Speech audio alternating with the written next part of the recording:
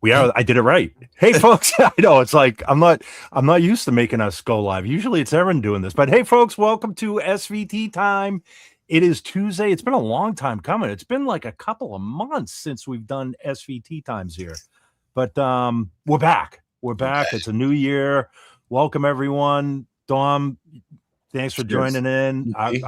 Yeah, exactly. Cheers from Salem, Mass. Actually. Nice. Special guest today, Tony Dickinson. Tony, thank you so much for joining us today, man. Thanks for having me. I know we had talked about this at NAMM, and we had a couple of quick exchanges, and man, it's great to have you. This is literally, like I was saying, this is the conversation that we always try and have at NAMM. Yeah, but because of the nature of NAMM, you're always looking over your shoulder, and you've got an appointment to keep, and people are tapping you on. So, anyways, what can I say? Yeah. Let me see who we have in the comments here. Of course, Paul from UK is good morning, Paul, and thank you for joining. Paul's one of our regulars here. He's like, cool. If at some point we're probably going to have Paul on the live stream. I was going to say, if we don't see him online when we first start, I'm just ending the episode. We're not. Yeah, exactly. We kind of get nervous. Like, I wonder, is Paul okay? But yeah. So Tony, and a lot of stuff to talk about, and we're fastest bass player in the West, right? Dude, I don't know about that. Oh, we're gonna we are definitely going to talk about that. I gotta trim my mic here a little bit. And what's funny, man, was I saw the first video that turned me on was how to get fired from a gig, and this was before we even met. I remember seeing that video, and I was like, that is so true. But then I saw the Dave. But we're going to talk about that here in a little bit. But Tony, where are you originally from? Originally, I'm from Colorado. I grew up in Colorado. I lived there up until about 2 years ago. Okay. And then I moved to Los Angeles. Yeah. So that's where I'm located currently, but I'm actually about to move out East Coast. Oh, yeah? Into New York. So. Really? Yes. Why? If you don't mind me asking. That's important. No, because I've been in a long distance relationship. That's okay, that makes sense. I wanted the East Coast guy to ask that, not me. Well, no, the reason why I ask is because I still have a foot of snow in my front yard. It's like, why would you want to move? But I totally get it. Man, I think because I grew up in Colorado, I find constant sunshine actually a little boring. Yeah. Oh, yeah. Like it's the same day every day, which is fine. If you love great weather, it's great. This is a great place for you. But it's like the same day. I feel like I'm back in COVID again, where it's just like every day is the same freaking day, and you can't like tell one from another. I don't know. That's just me. I'm making it sound a little bit more intense than it is. But I get it. Great. I get it though. Like when I was living in LA, like my wife and I would always look forward to those rainy Sundays. Yeah. Or rainy Saturdays. It was just like, oh, we get to sleep in and we can just kind of hang out in the house, and we're not, it's not like we got to go out and do something because it's such a nice day out. But so Colorado. I'm from Ohio, and like, when it's a nice day, you have to be outside. Yeah. So I still have that every day. When I hear it, it's like hard to be in the studio. Like, it's so nice that I have to be outside. Yeah. So what drove you to LA from Colorado? Well, mostly because there's not a whole lot of music industry in Colorado, and the point where I was like, you know what, I need to change. Definitely need to change. I was just kind of done with Colorado for a number of reasons, and I have family out here. I have several older brothers that live in Southern California, and I have a number of friends that live out here as well. So at least having people to connect with, but I know plenty of people on the East Coast as well. Yeah. But yeah, I just needed to change for the most part a couple years ago, and of course want to try the LA thing. At least say I did it. Yeah. And I've met a lot of great people out here. Yeah. Now, were you working full time as a bass player in Colorado too, or? Not really. I mean, I was doing some gigging out there, but again, most of my stuff actually really happens remotely. As like a producer and mixer and stuff like that. So that just happens anywhere, right? I was gigging in Denver doing a bunch of like cover band stuff, and I had this band called Silva. It had to stop during COVID, but it was like a pop funk band that I had formed with some friends of mine, and it was a lot of fun. I mean, we were basically the way I would have described it was Dream Theater fans trying to make Maroon 5 songs. Yes. So like, Okay.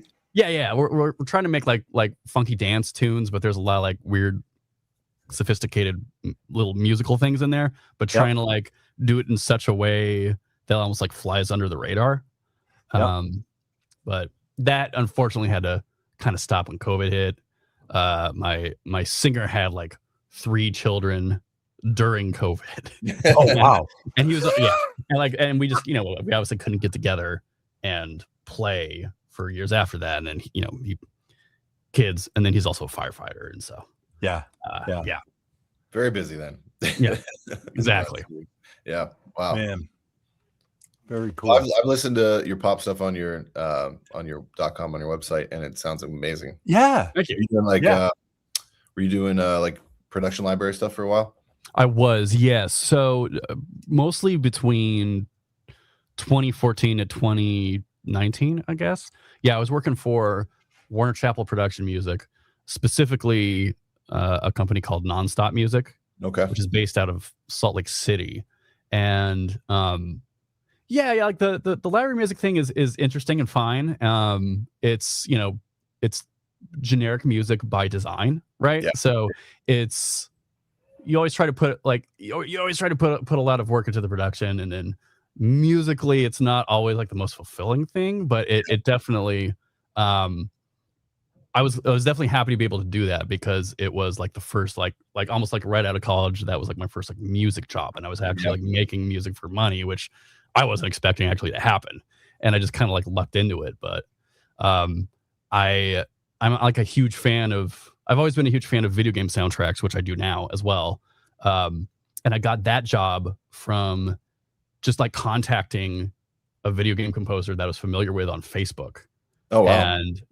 And and like started talking to him about how, like sports themes on like ABC and ESPN and stuff like that. That was like really cool and badass generally. And just like talked with him, and he's like, "Oh man, I have this neighbor that actually makes these sports themes. I should connect you with him." And then I started doing guitar session work for that guy, which then led me to writing for library stuff. Cool. Mm-hmm. Yeah, video game soundtrack. That's so fun. That was my first gig in LA. I was working for Guitar Hero. Really? Okay. Interesting time. Very cool. Yeah. Now, how did you get into the Guitar Hero thing? Because that was my question, and Tony had covered it, but I was like, how does one get into doing that? I was very lucky in that same thing. I lucked my way into it, where my college roommate, who's a very successful producer in Nashville now, but I told him I was coming out to LA. He and I kind of had like this sibling rivalry thing within because we were the same major, both music production students or whatever. And he was so freaked out that like I had a plan for after school, and then he was like, "No, I'm going to LA." But we always made fun of him. He had the worst senioritis of anybody I've ever met, and he never went to classes senior year, and he just played Guitar Hero all day long. But he's a fantastic guitarist at the same time. We're like, "Dude, you're wasting your time. Like, why are you doing all this?" So anyways, long story short, he moves to LA first, gets a job there working for Guitar Hero, and it's the whole time it proved that it was just like perfectly it was a good investment of his time. So then he referred me, and that's the only reason really I got my foot in the door there. Gotcha. But the whole video game culture in terms of both players and creators it's really great. Yeah. And you get to work from home. Yes. Yeah. Man. So fast forward from Colorado to LA. Now, for Trans-Siberian Orchestra, did you get that gig after you moved to LA, or was that something that was already really? Yeah. So I started working with them back in actually 2011. So like I was like still in college. The founder of Trans-Siberian Orchestra, this guy Paul O'Neill, he kind of had this philosophy that at the time, he saw the transitional period of the music industry, from like the beginning of the internet to at that point, he was seeing how like the music label format was just not like changing and just generally kind of not working and starting to fail a little bit.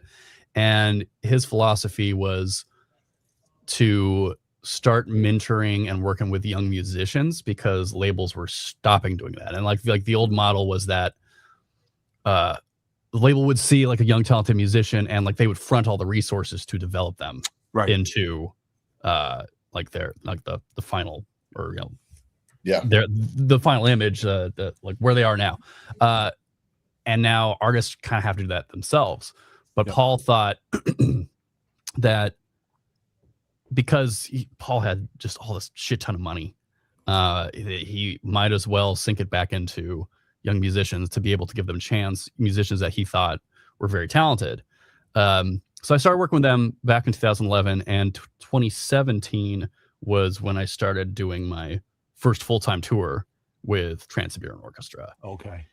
Yeah, and so I still live in Colorado, and TSO is like their member. Like it actually doesn't really matter where you live because the tour happens in a contained time frame, and you just fly to rehearsals and you start the tour and then you fly home.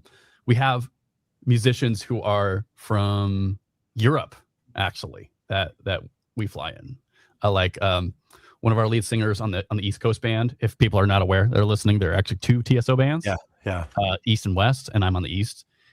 So our lead singer, male singer Robin Bornman, he's from the Netherlands, and one of our keyboard players, Min Kim, she is originally from South Korea. I think she lives there now. She lived in Germany at one point, and I think she lived in the States briefly. But yeah, we do have some international talent that is in TSO. That's cool. Yeah. And I didn't catch you guys this year. I caught it last year. It's kind of become like a tradition with my family. Like, and you guys are usually here in Manchester, New Hampshire, the day after Thanksgiving, the Friday after Thanksgiving on Black Friday. Always Black Friday. And I got to tell you, and this is why I commented, like, I think it was Hoogie, Hoogie's going to be joining us.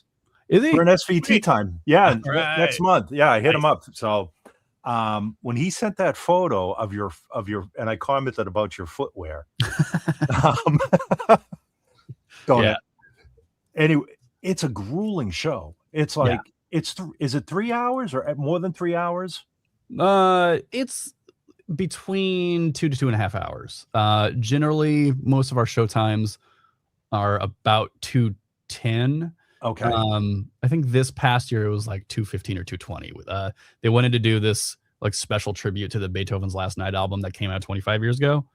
And so that kind of just that made like the back half of the show like a little bit longer. Than the previous shows, but it's generally like 2:10 is about the runtime for a TSO show. But you guys aren't like you're not standing in one spot the whole night. You guys are running all over the stage. You're being on these elevators and lifted platforms and pyros going off. And I mean, it to watch the show as an audience member, you get tired. Like, but in a good way, you know what I mean? Like you walk out of there going, wow, that was just freaking amazing. But then you're doing that every night and then twice on weekends. Like twice during the day on weekends, a matinee and a night show. So, that's much. Wow. Yeah, it's like, I mean, just being a musician and of course a bass player. That was my first thought after seeing the show. It's like, man, that's not an easy show to do. Like, so comfortable shoes is kind of imperative on that. You're not going out there in heels. So. Some of the other people on the band like have fancy looking footwear. I discovered really quickly by doing this I really needed comfortable footwear. And so I actually ended up going with Skechers slip-ins. They're all black, so they just blend in with the clothing. But like I've tried the first year I tried to bring boots. That was a bad idea. Terrible idea. I've tried doing dress shoes, also terrible idea. I've tried getting like custom dress shoes, which looked really cool and were very comfortable, but they actually had no grip on them because they were supposed to be for dancers, right? And which was also going to be a bad idea. So Yeah, so I just had to go basically with sneakers, like all black sneakers, and I've had a variety of all black sneakers throughout my tenure with TSO, but starting last year or 2024, it's 2026 now. I keep forgetting. Yeah, right. 2024, I think was the first year I tried to do the Skechers slip-ins. And I was like, oh, actually, it's really great. These are really comfortable, and it's really great that I don't have to tie my laces, because there have been many instances where I'm on stage and I'm like, oh, crap. My shoelace has come untied, and I'm about to do a song where I got to run around. Yeah. So you kind of have to try to do it like in the dark or something, or try to like play it off and not be too obvious about it. But like, yeah, finding these shoes where it's like, oh, no laces and they're comfortable. Then I'm like, don't have to worry about it. Don't trip. I was going to say, you can't just stick your foot down in the pit and have Hoogie tie your laces for you just real quick. I could. I know he would too. I mean, that's yeah. But he's definitely too busy with the guitar player. I try not to bother him that much. Okay, so he's covering guitar as well as bass. Yeah. It's funny because when he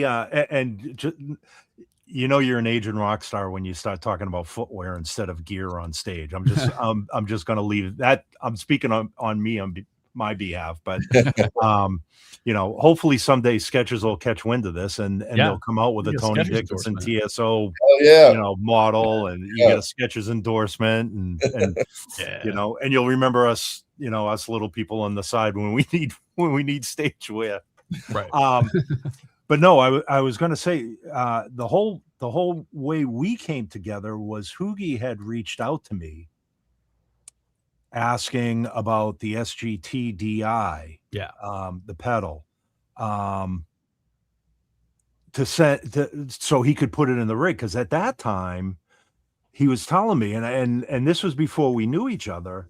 He was telling me, Tony's basically running his Music Man, and I forget what other bass are you playing on the TSO gig? The Music Man, and so I have two Music Mans. One's a Sterling from 2011, like one of the nicer Sterlings, and then a Stingray. Both are double humbucker. Okay. And 2024, which was also Hoogie's first year with us, that's when we got just a normal Fender P bass. Okay. So those three basses are my lineup for TSO. For all TSO. Yeah. But at that time you were basically running them into a DI out the front of house, and then that was going into your ears, which is fine. Yeah. But it's fine until it's not fine, until you want something warm and Right. Yeah.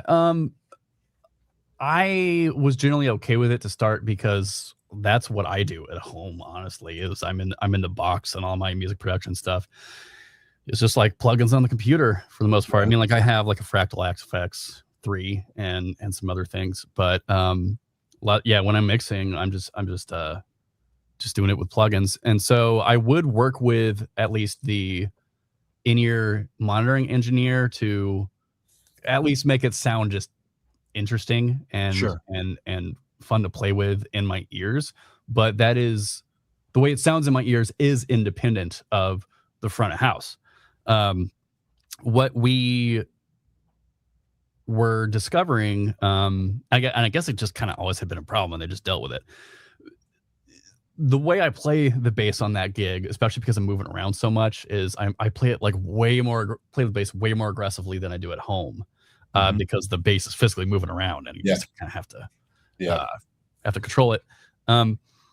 Those Music Man pickups are super hot, and they clip really easily, especially if you hit them. If you hit them in the wrong way, there were things that I was trying that I could do to kind of adjust my playing to avoid doing that. And like if you play more over the fretboard as opposed to just right over the pickups, if you play more over the fretboard, it like won't clip the pickups. Right.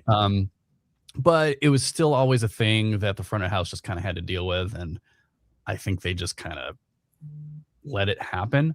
And so when Hoogie got on board and front of house, or Hoogie, we put in a Solo Dallas pedal, like a little preamp box. I'm trying to remember what it is. We actually took it out this year, but we had this Solo Dallas like replica or something. It's basically just like a little preamp, and it can give like a little bit of saturation. I guess it's kind of designed for when you're using like a wireless signal, just kind of giving just like a little bit more ass that you would get by plugging in directly. And I guess this Solo Dallas thing actually stopped the clipping because I think it has a limiter built in actually. Okay. And front of house was like, wow, I don't know what you did, Hoogie, but we're really happy. Like we haven't been hearing that clipping. And so Hoogie, of course, because he knows everybody, and he's like, hey, you want to try this? You want to try this in your rack? You want to try this? I can get this. So just like, yeah, man, why not? So between this past tour and the 2024 tour, that's when Hoogie was like, yeah, we should try doing an Ampeg, because I had just gotten the P bass, and we all love P basses, but they can either sound great or absolute trash depending on the scenario. And depending on the context. So and also my Stingray is very interesting because my Stingray sounds way different than the Sterling. The Sterling sounds amazing just direct.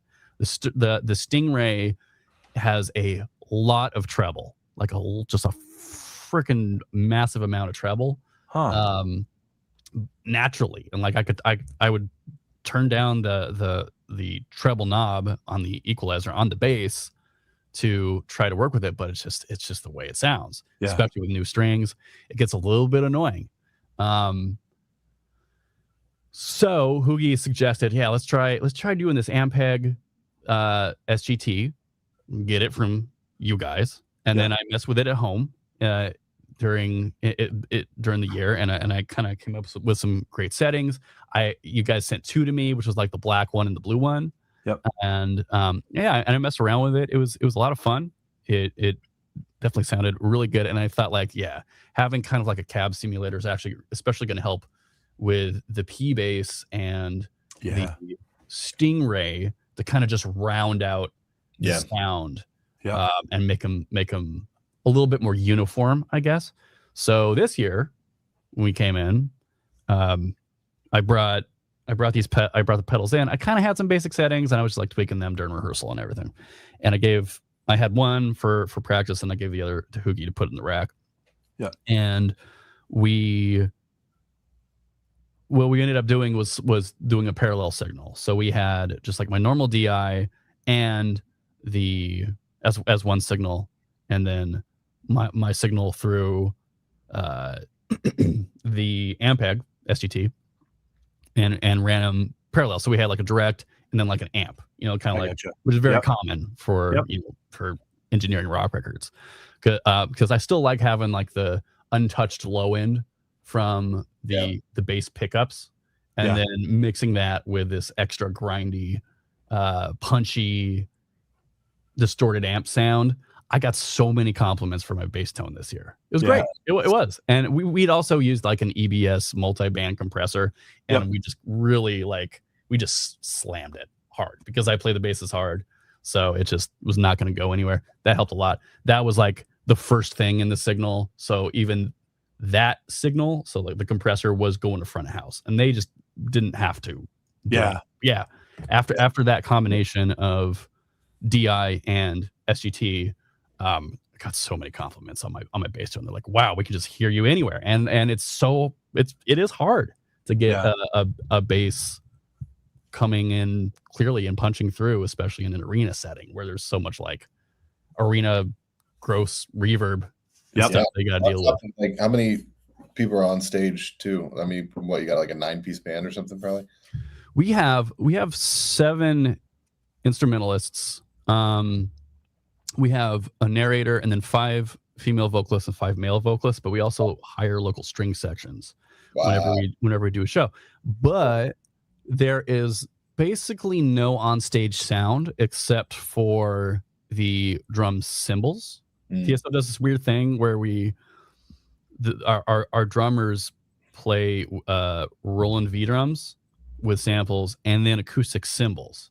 Okay. And that was just like an aesthetic thing that I think they did for sake of recording on the first couple of albums, and then Paul O'Neill just really got used to it and he really liked that sound, and that just kind of became the TSO sound. Interesting. At least, yeah. Wow. It makes sense in that format to have the V drums. Yes, and I think and yes, for TSO it works well because our goal, I mean, it's a family show, right? Yeah. And like it's 5-year-olds to 85-year-olds. Yeah. And so keeping the volume level down for a show is kind of important, especially for that sort of audience.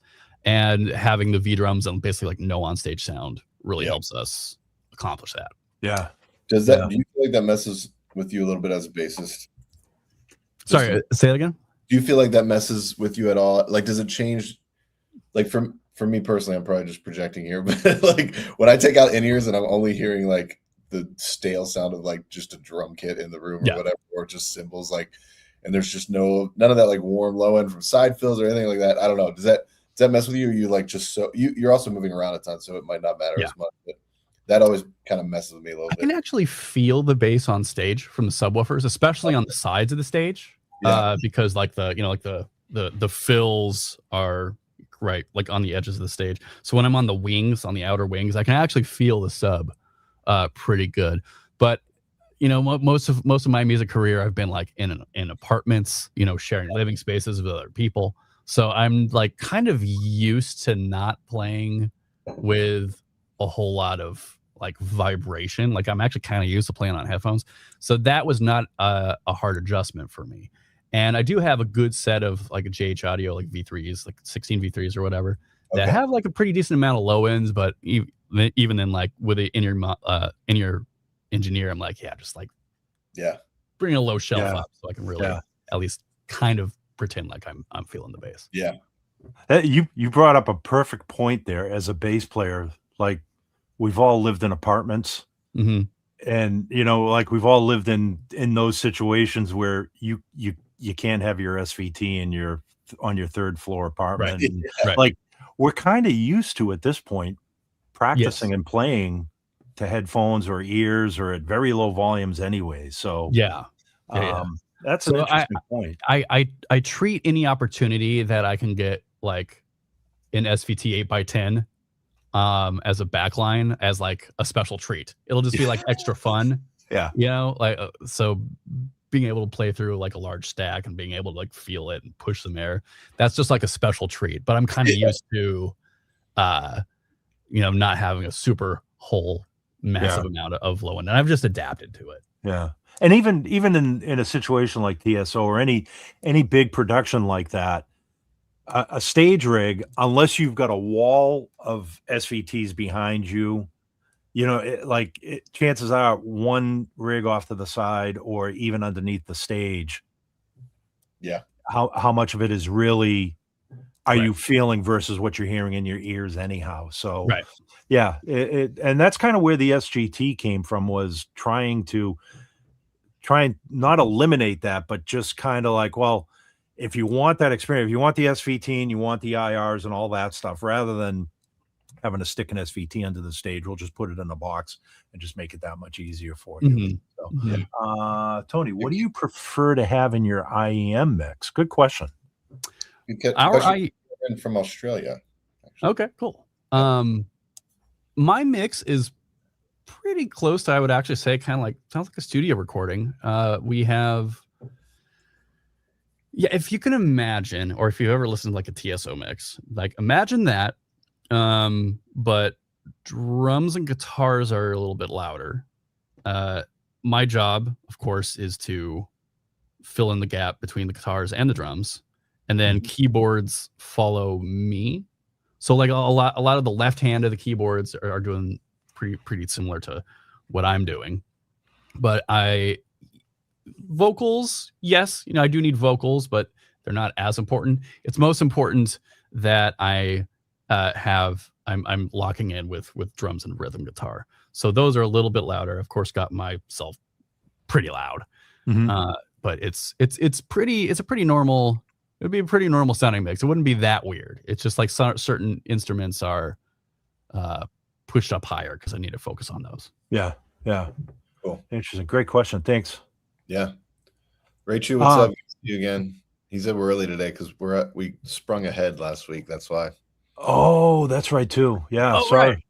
Yeah. Sorry. The rest of the world doesn't do what we do. With our time. Yeah. Sorry about that, Rachel. Yeah, I guess we are early. And yeah, what can I say? No, that's interesting because that's something that I think I always struggle with too. It's like trying to, especially when you're dealing with an in-ear mix, like, what do I want? And then usually, and I found that a lot of times when I get what I ask for in my in-ears, once the band starts kicking, and by that time we're live and the show's going, it's like, oh shit, that's actually not what I wanted in my ears. Like it's totally opposite what I wanted in my ears. I just wanted vocals and a little, so granted, usually most of the shows that I'm doing, like, you've got 5 minutes to get your in-ear mix, or the front of house guy gives you a link to his, he gives you your own channel so you can kind of mess with your own mix on your iPad. I would assume that in a production like TSO or any arena production, you're going to spend a lot more time dialing in your ears and your monitor mix so that everybody's. Yeah. We have 2 weeks of rehearsal to figure that out. Yeah. When I've done like on the fly gigs, like I've played gigs with this Queen tribute band, actually on guitar, and we have in-ears as part of the deal, and we just kind of we generally have engineers that are doing it, but sometimes they give us access to our own iPads. Sometimes they don't. It just depends on the system. Yeah. And I generally just like hearing a little bit of everything. A gig like that, I really need to hear, or like a Queen tribute gig, I really need to hear the keyboards and the vocals for sure. Yeah. And a lot of times those types of gigs are just like, it's just like a mono in-ear situation. But because I do so much like production stuff, I'm pretty good at being able to just like balance it on my own. So I prefer to have access to doing my own mix if possible. Now, is it out of the question to ask a monitor engineer, especially, in generic terms, like, hey, can you warm up the bass in my ears, or can you do this to the sound of my ears, or in some cases, if you know what frequency you're looking for, can you boost 500 and cut 30? Is it out of the question to ask a monitor engineer those questions? Not at all. Especially with TSO, like they are there to serve the musicians, and they're always cooperative and they're always very professional. Because I went to audio engineering school, so like I learned, I have a degree basically in recording. Okay. So I have the vocabulary to and the knowledge to kind of like, I know what I want, and I have specific things that I want to have done to the mix. So I can like, I literally will, like, just in a text message, I'll just like write down all the adjustments. It's like, on this one, bring the drums up 2 dB, and have like really specific adjustments, and they'll do it when they have the chance. Frequency wise, I generally don't have to change a whole lot. They're on the top of that, on top of it. In your what actually impresses me about our in-ear monitoring engineers is like all the types of in-ears, they do have a different sound. And like I don't really know what goes into designing an in-ear monitor, but it's weird. Like they are designed differently depending on if a bass player is going to be using them or if a vocalist is going to be using them. They probably accentuate different frequencies. With my 16V3s, like they do have a pretty fat low end, but they also have a whole lot of low mid, which needs to be taken down. Yeah. When I am using them, like every time I use them, like I have to bring like the 250 to 300 down a little bit, and then I just tell them like boost the high end 4K and up, like high shelf, a few dB, just make it sound like a little bit clearer. Okay. But yeah, having the vocabulary doesn't hurt. Yeah. Yeah. Yeah. Yeah. I always have a rule of thumb where wherever my vocals are in rehearsal, I take them like 2 or 3 dB down. There's something about singers, man, where like when you hit the stage, there's so much louder. There's so much. Mhm.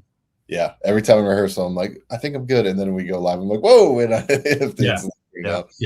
And you swear something changed between sound check and downbeat, which, but well, cool.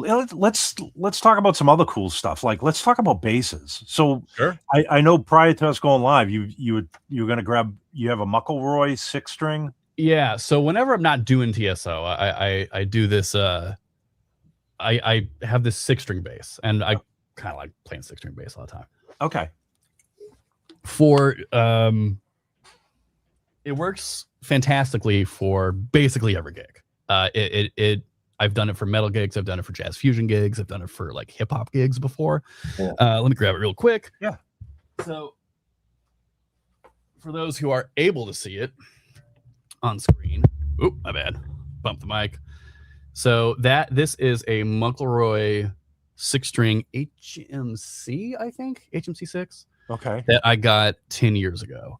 And it's basically like, it's just the only bass I want to play. It feels that good. Wow. I don't care about having any other 6-string at this point because it's custom made. And big shout outs to Brady McElroy. He obviously the guy that designed it. He's a luthier from Texas. And he is also a really great bass player himself. I've seen the dude play, and he's fantastic. He's fantastic. So he knows what makes a bass playable, and he's able to design that into his basses. And so I met him back in Colorado 2013 initially.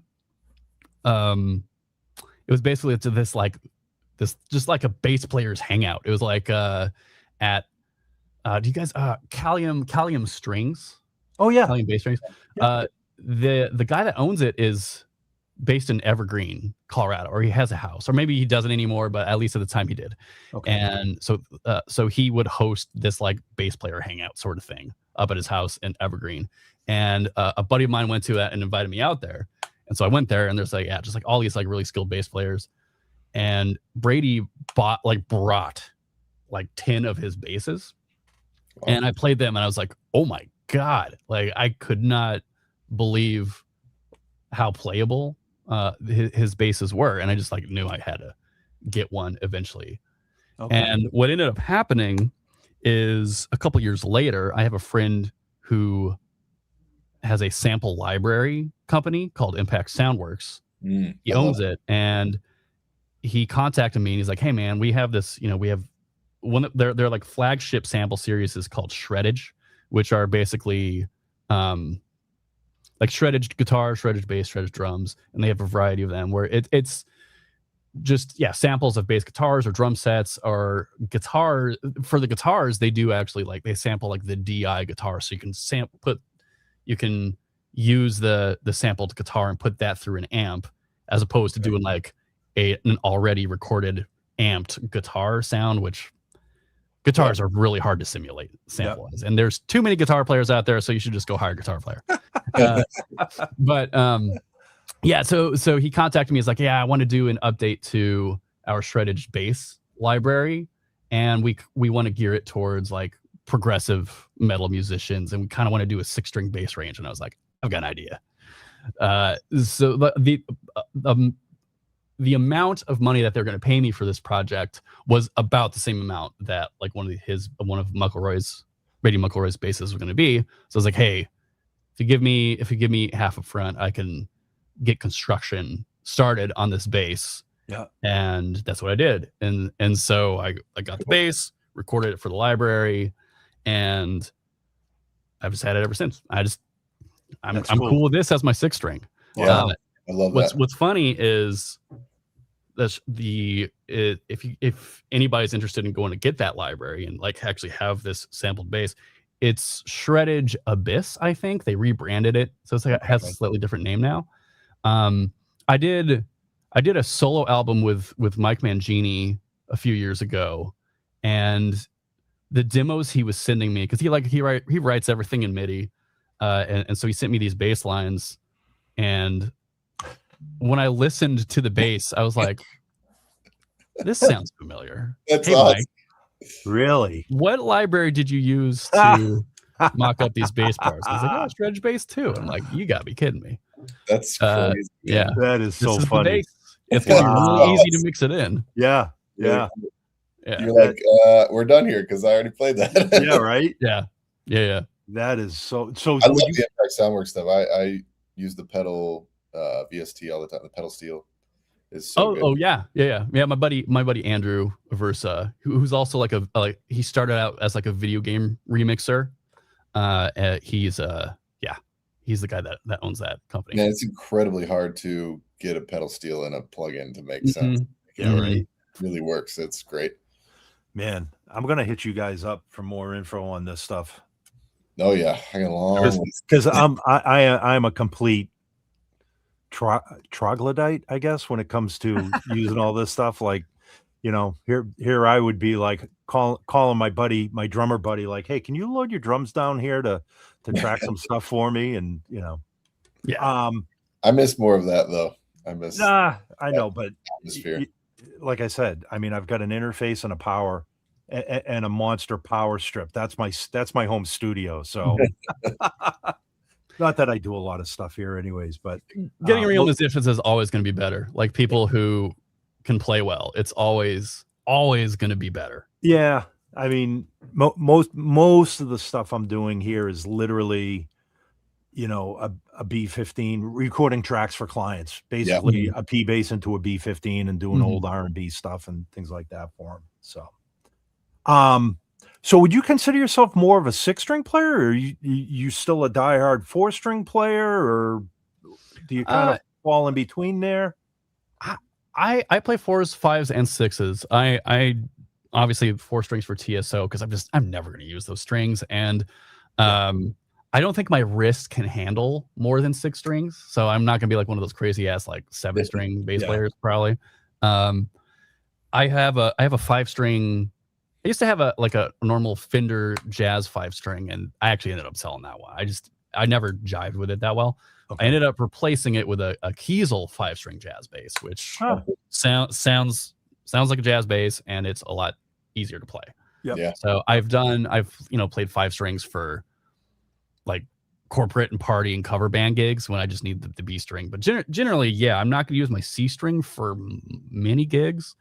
But this thing is just so comfortable that I can do a lot more tricks, I guess, party tricks with this sort of bass than some of the other ones that I play. I'm shocked that you don't use a 5 for TSO. I would expect that for some reason. It's cool that you don't. Yeah, basically most TSO songs don't go below D. So I have a drop D tuner on all the basses. Yeah. And that's about all I need. But also I wear the basses down like as low as possible because it does look cool. It's not what I would choose to do, but it does look cool, and it looks cool in photos, and it's just kind of like part of the performance. So my basses with TSO are down pretty low, and I don't want to screw up my wrist, so I would not, if I had a 5-string, they wouldn't be that low. Yeah. Have you ever done the Nashville 5 thing or whatever, where it's like you're just ditching the G string and it's all B-A-D? Yeah. No, well, just for the look. A lot of guys have done that. I feel like you probably have to have somebody like drill out the nut a little bit. Oh yeah, strings in there. You got to really commit, I think, if you're you got to commit to it, and it's like I tried doing that on one of my P basses, Dom, and it was so freaking confusing. It was like it brought me back to the day of when I went from a 4-string to a 5-string. Yeah. And I'm like, oh shit, am I playing G or it's a D? And at that point, it's just like, you know what? I'll just play a 5-string from now on. Yeah. But I would just prefer to play the 5-string. Yep. That is funny though about the height of the bass, the strap height. It matters. It really does. I'm much more of a higher player thumb style type situation. And calling, it's like that does not work. You got to go. Got it. Yeah, but it is so much less comfortable to play. I've on my strap. all my straps, I have 2 settings. Like so, one is the higher, so I unclip and put it on. And then if I'm playing with April, or especially if I'm playing with a pick, I'll just unlatch and put it on the lower setting, so it just kind of sits down a little bit lower, and it's easy to play with the pick, and it does. It looks cooler. Yeah, let's face it. Hey, we're at 15 minutes still, and we still haven't gotten to like number one. You have a live stream. Is it every Tuesday? Yeah, when I can do it. Okay, when I'm not traveling. Yeah. All right, so we got to put that up in the comments here so people can follow along, because cool. What is the, or maybe okay.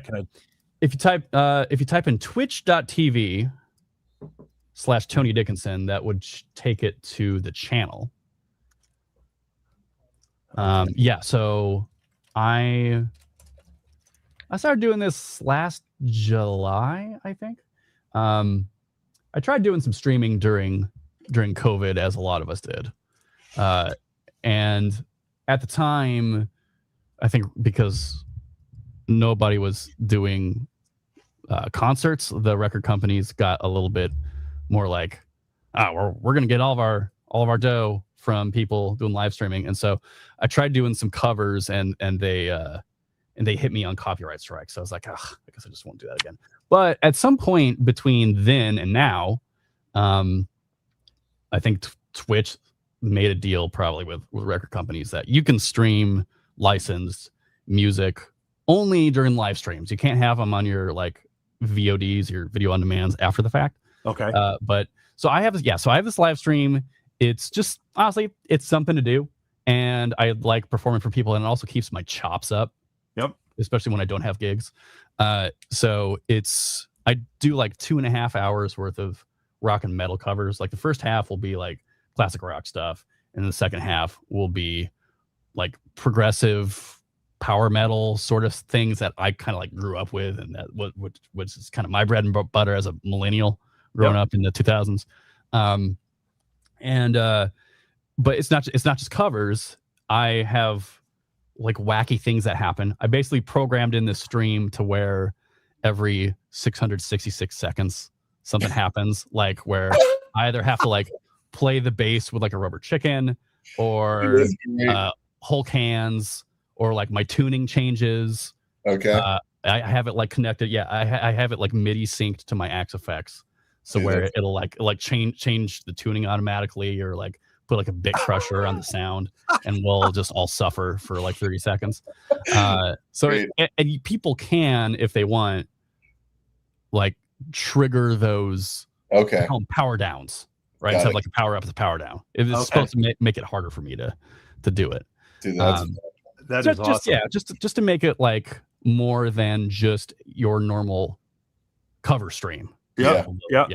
And that is at 3:00 Pacific. 3:00 Pacific time today. So yes. 6:00 my time. 10:00 in the UK, I think, because UK is only 4 hours ahead right now, I think. Oh, but Brady Bills just popped in. I just saw a comment from Brady Bills. I'm actually about to do a gig with Brady on Friday. I'm flying out to Jackson Hole to do a gig with him. Oh, hey, cool. Brady. Shout out to Brady. There you go.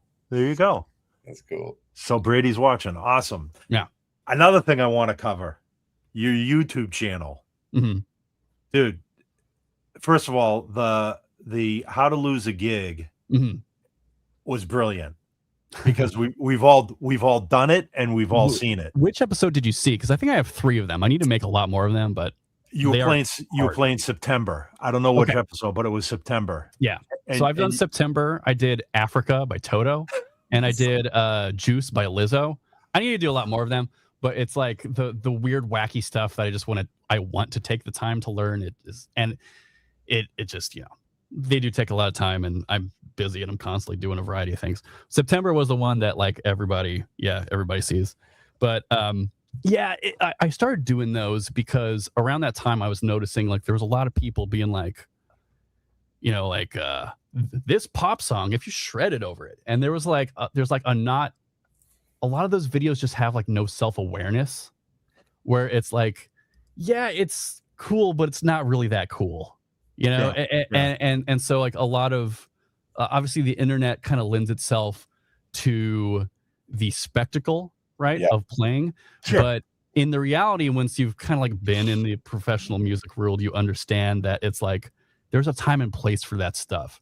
And really what will get you the gig and get you rehired is your ability to be cooperative and fit in with the band and figure out how to make the overall sound just better. Like fitting in with the band is a skill that's harder than people actually realize. And of course, like younger musicians, they fall in love with the instrument and they learn all their fast stuff first. Like it's very common. Like we've all been there. And then, you know, honestly, one of my first experiences playing with TSO was having to like control all of that, like control all of the extra high notes and stuff, and just play the bass line. And so that was pretty humbling, but it was very valuable. And so I kind of designed the How to Lose a Gig thing just because I do have these party tricks which are fun and spectacular, but like it with the self-awareness of like, I know that if I use this in a gig, I'm gonna get fired. So it like a weird way of trying to like illustrate anybody that's watching. It's like, yeah, I know how to play the bass line. Trust me, I know how to play the bass line. But I can also do this thing real quick. I know I'll lose money, but if I do it, just watch me do it. The expressions on your face while you're doing them though are priceless. I gotta say, because you're making these facial expressions like, check me out, like yeah. Again, it's like self-awareness. Right? Yep. It's my one experience with that was I had just moved back here to Boston. I started playing with a pretty prominent wedding band, and the band leader called Mustang Sally. Oh boy. And here I am, fresh out of Musicians Institute, just moved from LA after being in LA for 10 years. Mustang Sally, I'm going to funk it up a little bit. And I did just exactly that. Started slapping over the whole tune. At the end of the tune, like this, at the time, Carl was... anyways, at the end of the tune, in the middle of the gig, while the bride and groom are still on, comes up to me, he says, "You ever effing do that again on Mustang Sally, I'll fire your ass right here in the middle of the gig." From that day on, Tony, I swear to God, from that, like I played with other guitar players that have called Mustang Sally in like a jam situation. They'll look over me like, "Come on, man, funk it up a little bit." Nope. You're traumatized. Absolutely not. Nope. I am playing it. Yeah. So I was traumatized. That's great. But, also, so I put the link up for your YouTube channel because you also, and this completely blew me away, was the Davey 504 challenge, or is it Davey 504? Oh yeah. Yep. Did he ever get back to you on that? No, I did that because I thought he was going to, and like this is during COVID and everything, and he didn't. Okay. I don't do a whole lot with my YouTube channel anymore because people don't really watch covers on YouTube that often. Okay. Like they used to, like 15 years ago, and I was doing that a lot more. And like actually, my very first YouTube cover is a Symphony X cover, and that was actually what got the attention of TSO. Just as a fun fact. Oh, okay. Cool. That's great. That's very cool. Yeah. But anyways, you won that challenge hands down. I mean, when you started playing it with your pinky, the pinky challenge, and then I was just like, I like the one finger, one fret one. I'm like, when's the rubber chicken gonna come out? That sort of thing. Yeah, well, it'll probably come out today. We'll be watching it. Yeah. Hey, before we split, it's actually up to 16 now. We call it rapid fire. It was 10 rapid fire questions. So I present you with an either or type of question, and you're gonna give me the first. It's simple. It's simple. You'll pass. Dino is also the originator of this concept. Thank you, Dom. It often Great minds think alike, never. Anyways. There's a few other people doing it these days, but okay. So question number 1, P bass or jazz bass? Jazz bass. Okay. Passive or active? Passive, actually. Okay. That's all right. Yeah. Rounds or flats? Rounds. Okay. B15 or SVT? SVT. Okay. Cable or wireless? So it always gets Wireless, but yeah, wireless. I'm gonna have to go wireless. Some of them are I like tough. not tripping over my cables. Pick or fingers? Fingers. Okay. IEMs or floor wedges? IEMs. Okay. Pedals or no pedals? Pedals. Okay. Getting into the travel section of this whole thing. Window or aisle? Window. I like sleeping. Okay. High bunk or low bunk? I'm in a low bunk, but I've not had the high bunk experience, so I don't know if I can actually truly answer that question. Okay. All right. So technically, you're low bunk at this point. Yeah. Let's go. Speaking of SVT, the look of SVT. Do you like black with white piping, or do you like the traditional blue and silver? Kind of like the black and white. Okay. Mm. All right. Hot chocolate or coffee? Both. Mocha. There you go. I love it. Yeah. Perfect. Favorite place to eat while on the road? And this could be a cuisine or it could be a specific restaurant. Yo, whenever we used to stop in Nashville, but it's hard for anybody to play Nashville right now. It's just really expensive. So we didn't stop at Nashville last year, but whenever I would go into Nashville, I'm like, I got to get my hot chicken. I just love Nashville hot chicken. Okay. And they're like Hattie B's or I forget, it's like Puckett's grocery store or something. Actually, Okay. has really good Nashville hot chicken. So hot chicken is your Yes. okay. Jam, yeah. All right, perfect. Your go-to lick for sound check. It's probably either Brick House or I like big butts. Yes. That is the best one so far. That is, They're great bass lines. that is a great bass line. Cheesecake or carrot cake? Oh, cheesecake. Okay. Easily. I don't like And then- carrot cake. And then last one is favorite Saturday morning cartoon. Oh, dude. Okay. Well, I grew up with Pokemon, Okay. so that was gonna have to be mine. But I do love Looney Tunes. I Okay. do love Looney Tunes. You can't go wrong with either Yeah. one. Yeah. Like I said, it's a little bit of everything in these top 10 questions. So Nice. I appreciate you answer them really quick and not That's yeah, probably the yeah, most decisive one we've had.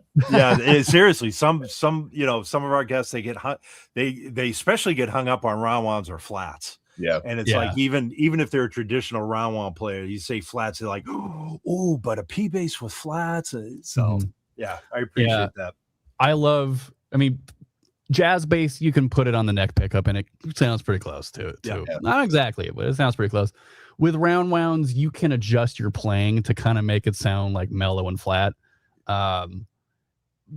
You can't do it really the other way around. And with fingers, it's just like I have more techniques available to me. So it's generally like I like more flexibility and I like being able to control it myself and just having the range available. That's generally my philosophy with There that. you go. Yeah, that's all right. That's like I said, there's never any wrong answers. Let's put it that way. It's just kind of getting into your mindset. So, man, this has been fantastic. Obviously, I know, and I had asked you this prior to us going live, but how busy you are throughout the year, and obviously November through to the end of the year is a busy time for you because you're busy with TSO, but you're busy throughout the rest of the year too, doing other stuff as well. So people can keep in touch with you through your socials. I had posted your Facebook and your Instagram, and okay, all right, cool.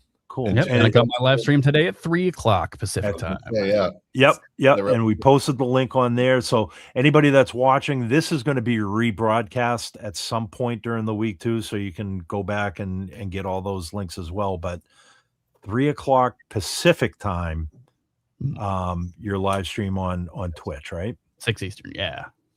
Cool.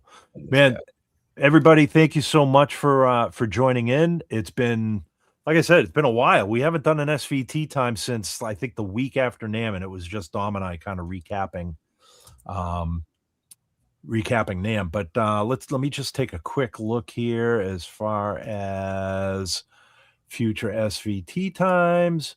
And I know we have, so April 14th, we've got Nikki Moninger. April 28th, we've got Leanne. It's Hoogie is on May 26th. Sweet. So that'll be a fun one to get into the mind of the guy that puts all this stuff together. Yeah. You know, Yep. you guys all enjoy that. Everybody, thanks for watching. Yeah, we'll keep on doing this until they tell us to stop. So Cool. this was episode 94, by the way, Dom, for anybody that's Nice. following along. So Tony, thank you so much for your time. Thank you guys for having me. Man, it's been an absolute pleasure. And we'll see you guys in 2 weeks. Yeah.